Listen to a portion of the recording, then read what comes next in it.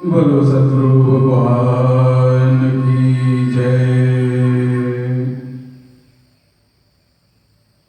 मंत्रमूलं गुरुवाक्यं पूजामूलं गुरुपदं ध्यानमूलं आनंदमूर्ति मोक्षमूलं गुरुकृपा।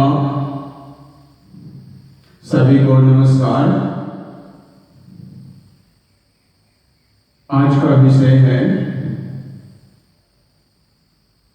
शिव क्या है और जीव क्या है। जीव क्या है और शिव क्या है, यानी कि मानव क्या है, मानव जीवन क्या है और शिव मतलब भगवान क्या है। तो इसके लिए कहा गया है पास बद्ध भव जीव, पास मुक्त भव शिव। यानी कि जो पास में बंधा हुआ है, पास में बंधा हुआ है वह जीव है, और जो पास से मुक्त है वह शिव यानी कि भगवान है। यानी कि वो क्या है, भगवान है। तो पास क्या है, इसको हम जानेंगे कि पास है क्या है। जीव कौन से बंधन में बंधा हुआ है, वो कौन सी रस्सी है जिसमें बंधा हुआ है। तो पास को ध्यान से सुनिए। पास क्या है, घृणा, शंका, भय, लज्जा, जुगुप्सा, चेती, पंचमी, ये पांच है। कुलंच, सिलंच, मानंच, अष्टपाश, प्रकृतिता, ये 8 है। कौन कौन से, घृणा, शंका, भय, लज्जा, जुगुप्सा, कुल, मान और शील, ये 8 प्रकार के बंधनों से जीव बंधा हुआ है। ये 8 प्रकार की रस्सी हैं जिससे जीव बंधा हुआ है। और शिव क्या है, शिव वह है, भगवान वह है जो इन बंधनों से मुक्त हैं, उन पर किसी प्रकार का कोई बंधन नहीं है।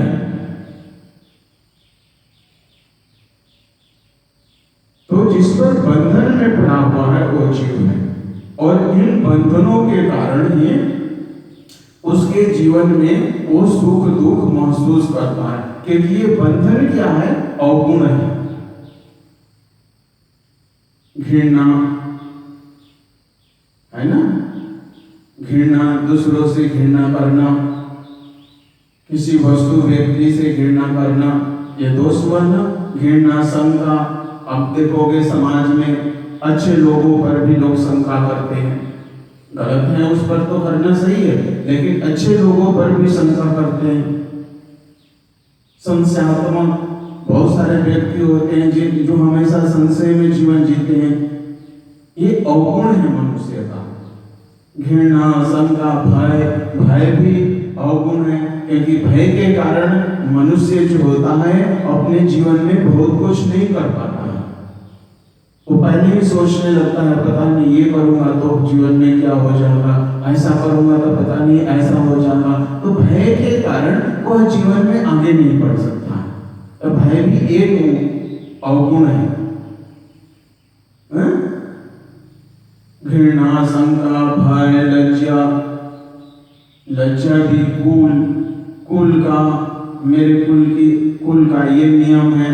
जैसे समाज में है ना, अलग अलग जाति वर्ण है, तो उसमें अलग अलग उनके नियम हैं, उन नियमों में वो बंधे हुए हैं। कुल, शील, शील में बंधे हुए, मान अपमान में बंधे हुए हैं। तो ये क्या है, ये अवगुण है। इन अवगुणों से जब तक मनुष्य छूटता नहीं है तब तक वो आगे वास्तविक जीवन में आगे नहीं बढ़ सकता। ये उस पर आवरण पड़े हुए। ज्ञानी लोग इसको आवरण भी मानते हैं कि मनुष्य के मन पर ये जो है 8 प्रकार के आवरण पड़े हुए हैं। जिसको पास बोलते हैं।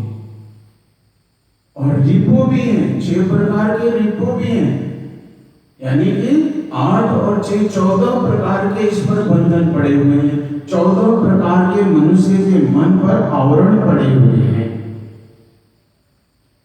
वो रिपो क्या है? 6 प्रकार के, उसको कहते हैं काम, क्रोध, लोभ, मोह, मद और मत्सर्य। काम, क्रोध, लोभ, मोह, मद और मत्सर्य, ये भी बंधन है। काम का बंधन, क्रोध भी एक प्रकार का बंधन है। बहुत लोग हमेशा क्रोध करते हैं, मोह में पड़े रहते हैं, ये भी बंधन है। मोह के कारण कहीं जा नहीं पाते। किसी को देखोगे, किसी व्यक्ति विशेष से मोह हो जाता है, किसी को वस्तु विशेष से मोह हो जाता है, किसी को किसी जगह से मोह हो जाता है, किसी को किसी देश से मोह हो जाता है, किसी को किसी जाति धर्म से मोह हो जाता है।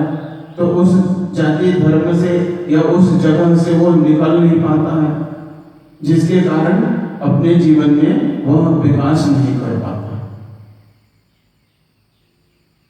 तो ये 14 प्रकार के आवरण मनुष्य के मन पर पड़ा हुआ है, मनुष्य के जीवन पर पड़ा हुआ है। ये बंधन, जिसको शास्त्रों में बंधन कहा गया है, यानी कि इन 14 अवगुणों से जीव जो है बंधा हुआ है। इसलिए जीव जो होता है वह सुख और दुख के झोले में हमेशा झूलता रहता है। और भगवान क्या है? इन 14 अवगुणों से मुक्त है, उन पर किसी प्रकार का बंधन नहीं है। दूसरे शब्दों में कहेंगे कि वो आजाद हैं, निर्णय लेने के लिए आजाद है, कर्म करने के लिए आजाद है। मनुष्य कर्म करने के लिए भी आजाद नहीं है। शील, मान, ये आजादी नहीं देते हैं कर्म करने के लिए, क्योंकि वो इन गुणों में बंधा हुआ है। तो इन गुणों में जब तक मनुष्य बंधा रहेगा, जीव जब तक बंधा रहेगा, तब तक उसके जीवन में क्या होगा कि सुख और दुख चलता रहेगा। और क्या करते हैं जीव के संबंध में?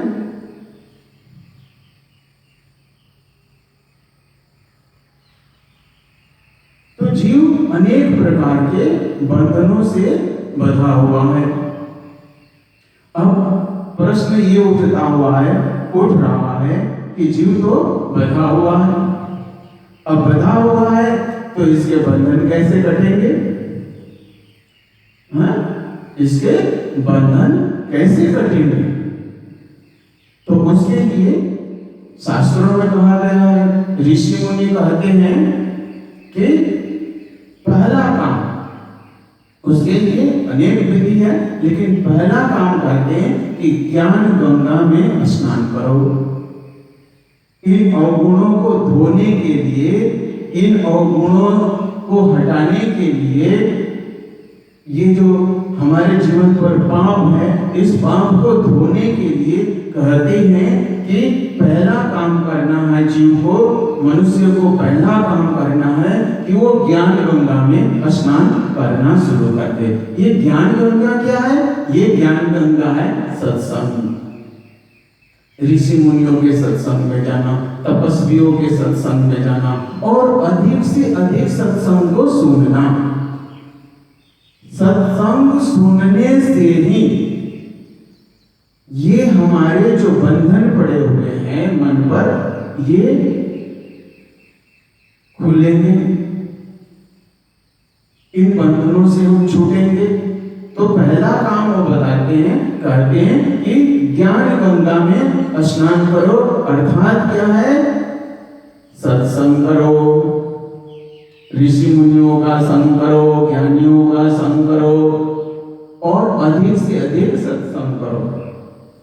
और क्या कहते हैं? कहते हैं सत्संग ऐसे नहीं करना है कि कभी सुन लिया, साल में 1-2 बार, महीने में 1 बार सुन लिया, नहीं। कहते हैं कि निरंतर सत्संग करना है, निरंतर सत्संग करना है। जैसे हम लोग मंजन करते हैं ना, रोज मुंह को धोते हैं मंजन से। अगर एक दिन ना धोए तो क्या हो जाएगा, मुंह से बदबू आने लगती है। एक दिन ना धोने के कारण मुंह से बदबू आने लगती है। इसलिए ऋषि मुनि लोग कहते हैं जिस तरह से मंजन हम प्रतिदिन करते हैं उसी तरह से हमें प्रतिदिन ज्ञान गंगा में स्नान करना चाहिए। यानी कि प्रतिदिन हमें ज्ञान चर्चा सुननी चाहिए, सत्संग करना चाहिए। पहला, अब ज्ञान गंगा में आप निरंतर स्नान कर रहे हैं, ज्ञान चर्चा निरंतर सुन रहे हैं, इसका परिणाम क्या होगा, बहुत सारे आपके अवगुण, आपके बहुत सारे बंधन आपके मन से छूट जाएंगे। कुछ रह गए तो कुछ रहने के से और क्या करना है, सारे के सारे बंधन तो ज्ञान गंगा से खत्म नहीं होने के ना। तो आगे क्या कहते हैं, आगे ऋषि मुनि लोग कहते हैं, शास्त्र कहता है कि प्रेम गंगा में स्नान करो, प्रेम गंगा में स्नान करो। प्रेम गंगा क्या है, कहते हैं ना, प्रेम भगति जल बिनु रघुराई अभी अंतर मल कबहु न जाए। प्रेम भगति जल बिनु रघुराई अभी अंतर मल कबहु न जाए। तो अंतर के जो मल है, यानी के बंधन है हमारे, वो उसको जो ज्ञान गंगा में स्नान करने के बाद भी नहीं छूटे बंधन, वो प्रेम गंगा में स्नान करने से छूट जाएंगे। और प्रेम गंगा क्या है, प्रेम गंगा है ईश्वर का मनन, ईश्वर का चिंतन, ईश्वर का सुमिरन, भगवान का ध्यान, भगवान का सुमिरन। ये जो भगवान का सुमिरन है, ये भगवान का चिंतन और मनन है, इससे जो पाप रह गए हैं वो धूल जाएंगे। यानी कि जो बंधन आपके पड़े हुए हैं वो कट जाएंगे।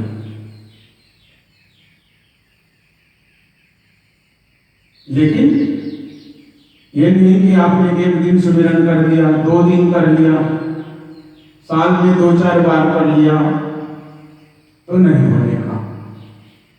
सुमिरन करना, कैसे सुमिरन करना, और सुमिरन करने से क्या होगा, कहते हैं कि काम गोह मद मोह नसावन, विमल विवेक विराग बढ़ावन, सादर मंजन पान किए थे, मिटहि पाप परिताप किए थे।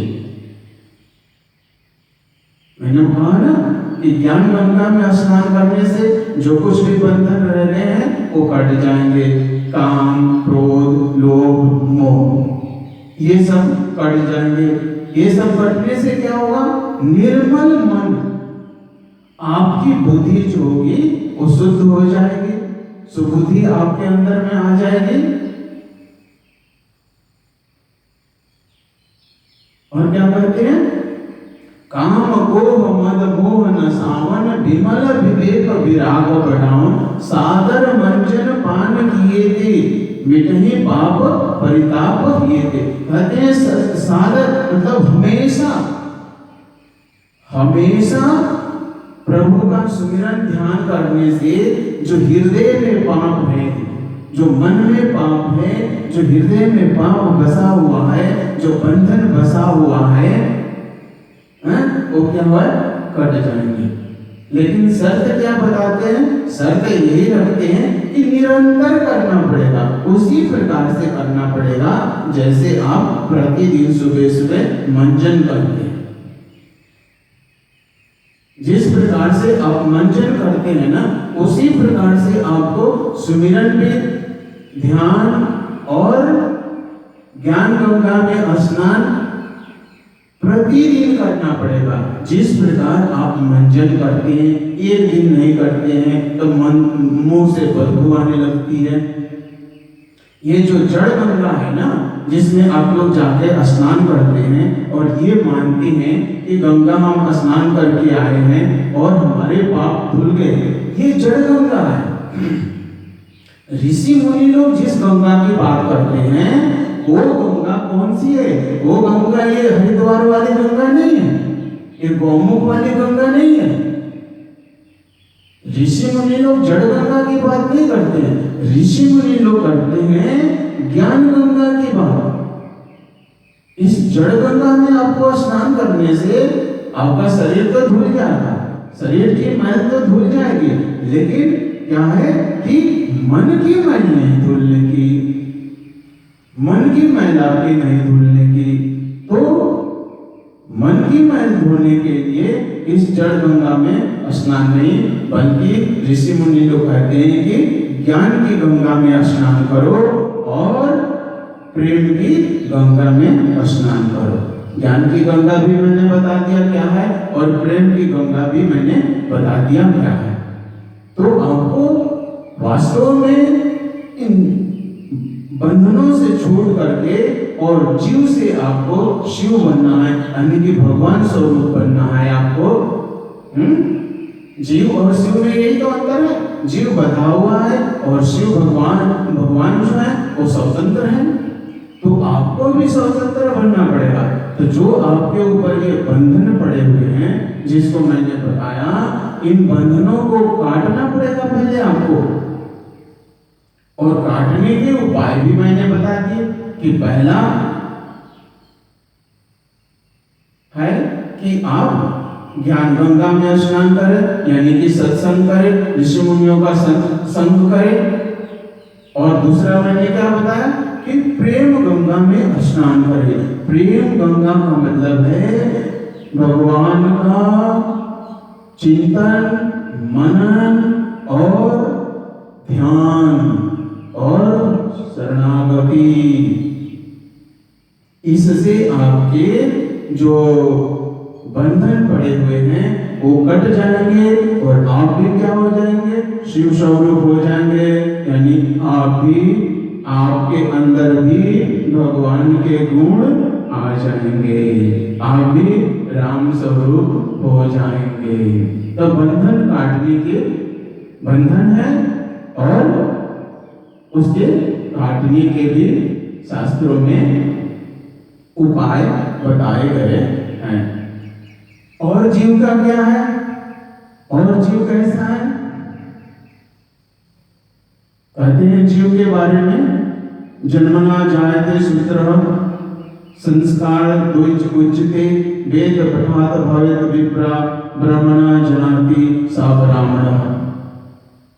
क्या है कि जीव के बारे में कहा जाता है कि जीव जन्म से, अर्थात मनुष्य जन्म से पशु जैसा है। शूद्र मतलब पशु, जिसमें ज्ञान का अभाव है। जहां ज्ञान नहीं है वो मनुष्य होते हुए भी वो शूद्र है। ये वर्ण जो है ना, ये मन का रंग है।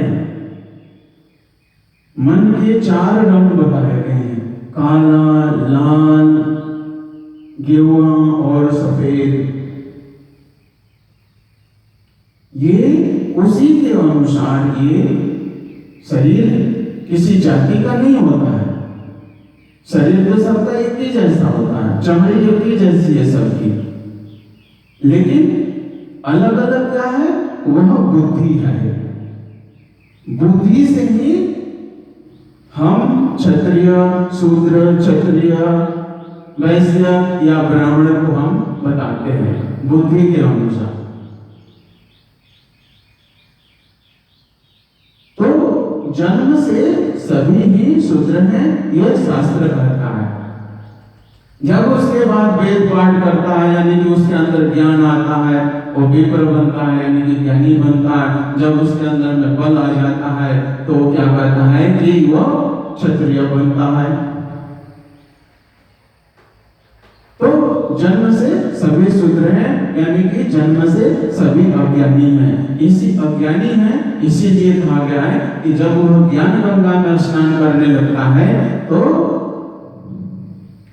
क्या होता है कि उसके अंदर में बंधन टूटने लगते हैं, उसके मन के अंधकार दूर होने लगते हैं और उसमें क्या होता है कि ज्ञान अंदर से उत्पन्न होने लगता है। इसीलिए आपको ज्ञान गंगा में स्नान करना है।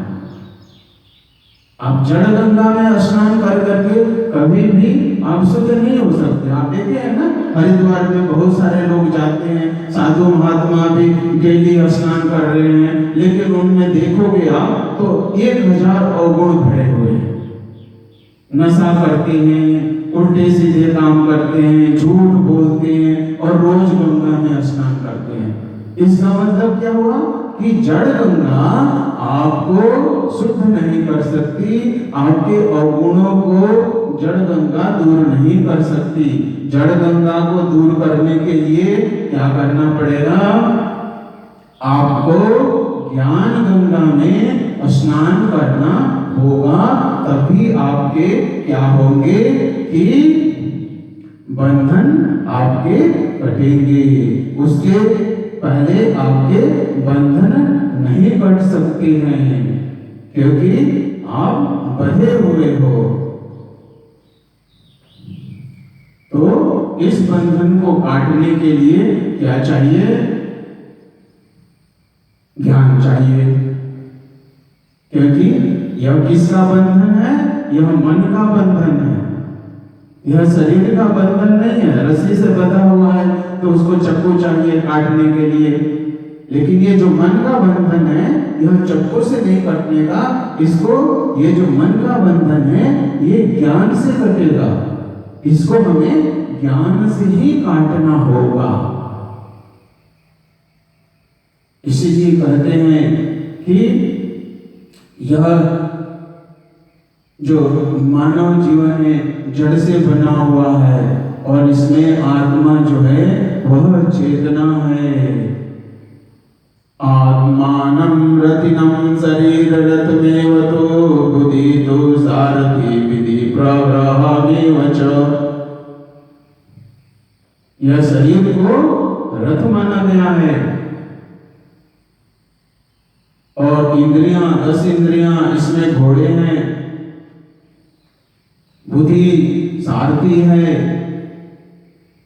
और आत्मा जो है मन का, इस रथ का, यानी कि ये शरीर रूपी रथ जो है इसके स्वामी है। तो बुद्धि क्या है? बुद्धि जो है वह सारथी है। तो आपका बुद्धि ठीक है, यानी कि आपके सारथी ठीक है।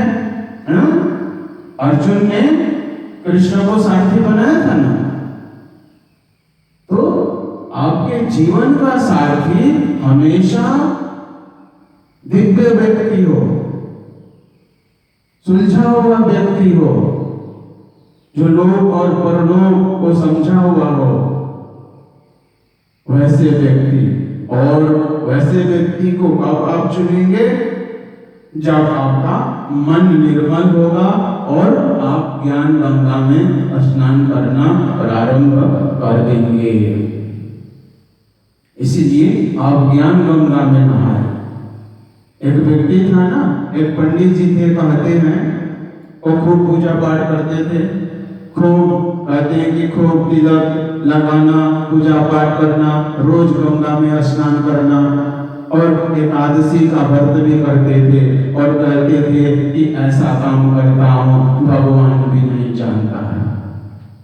रोज स्नान करते थे, रोज पूजा पाठ करते थे और कहते थे कि ऐसा काम करता हूँ भगवान भी नहीं जानता है। और एकादशी का व्रत करते थे और गंगा में जाकर के स्नान करते थे और डुबकी लगा करके अंदर अंदर पानी पी लेते थे।